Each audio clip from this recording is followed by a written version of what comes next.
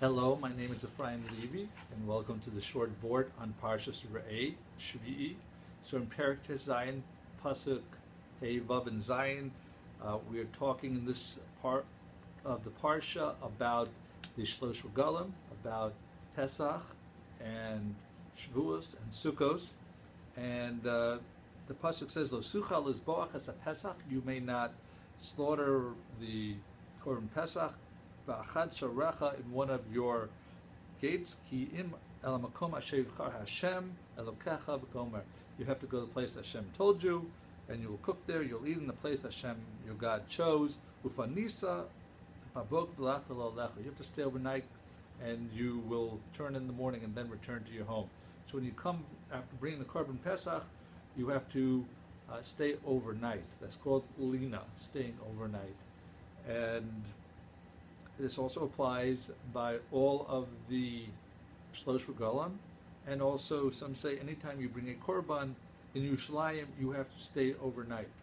So the Minchas Chinuch says that this could explain why a Kohen Gadol has to live in Yerushalayim, have his house in Jerusalem, because since the Kohen Gadol every day brings a Korbon, such as the Korbon Mincha as well as other Korbanos, therefore, he has to stay overnight the day after. So he always has to stay in Yerushalayim. Therefore, he has to have a home in Yerushalayim.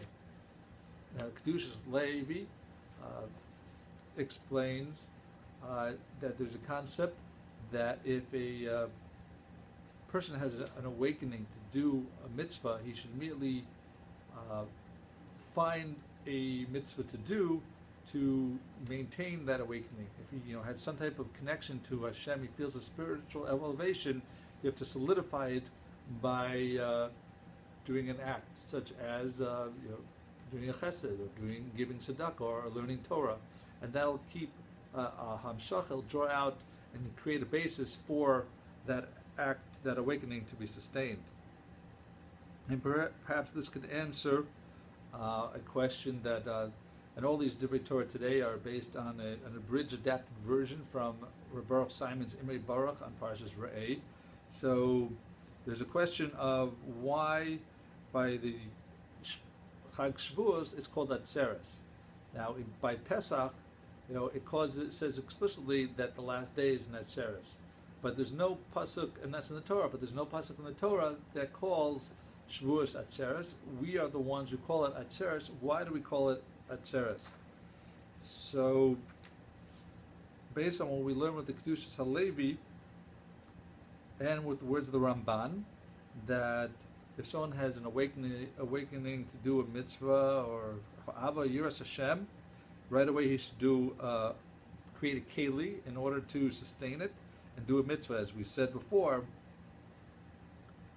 Because you have to realize that it's something, it's coming from Hashem, that's coming from the perspective of, or aspect of neshama.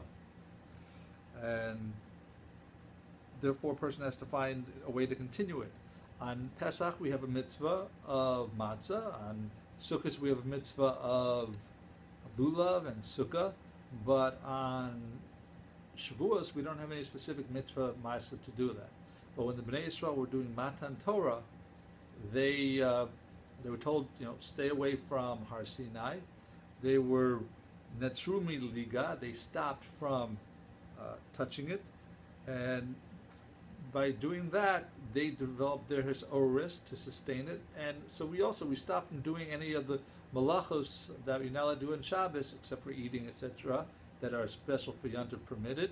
And that way, we continue to keep the hisoris for any mitzvah that we have. So this can bring us back to the aspect we said about lina, staying over in Yerushalayim after the regel, or you bring a korban. And perhaps this is a way that when you bring the korban to Yerushalayim, you will have a way to continue to sustain the holiness, the elevation you had from bringing that korban, and keeping it when you return to your home, ufanisa al habayis, and to continue to do the Torah mitzvahs and gemilas chasadim. So thank you for listening. Have a wonderful week and a wonderful Shabbos.